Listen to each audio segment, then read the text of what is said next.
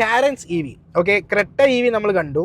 ആ ക്രെട്ടയുടെ same battery പാക്കും സെയിം പവർ ഓപ്ഷനിലും വരുന്ന കിയയുടെ ഇ വി ആണ്. കിയയുടെ ബഡ്ജറ്റിലുള്ള ആദ്യത്തെ ഇ വി ആണ്. കിയയ്ക്ക് ഓൾറെഡി ഇ വി ഉണ്ട്, EV6.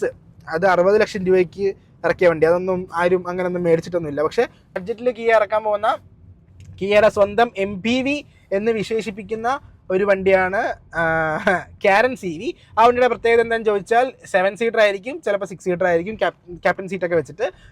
ഈ പറഞ്ഞ സെയിം ഓപ്ഷൻ എനിക്ക് ഒരു 300-350 കിലോമീറ്റർ എന്തായാലും ഓടാൻ കഴിവുള്ള ഒരു ഇ വി ആയിരിക്കും കാരൻസ് ഇ വി. ഈ പറഞ്ഞ ക്രെട്ടയുടെ താഴെ ആയിരിക്കും കാരൻസ് ഇ വി പ്ലേസ് ചെയ്യാൻ പോകുന്നത്.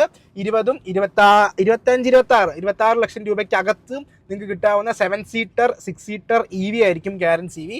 അതൊരു നല്ല ഓപ്ഷൻ ആയിരിക്കും. അത് EV5 എന്ന് പറഞ്ഞ ഒരു വണ്ടിയുണ്ട് നമ്മുടെ കിയയ്ക്ക്. അത് ശരിക്കും പറഞ്ഞാൽ ഇവിടെ ഇല്ല, നാട്ടിലില്ല. ആ വണ്ടിയുടെ ഒരു ചായ്വ് അല്ലെങ്കിൽ ആ വണ്ടിയുടെ ഒരു ഫേസ് കട്ടൊക്കെ ഈ വണ്ടിക്ക് ഉണ്ടെന്ന് ഇങ്ങനെ കേൾക്കുന്നു.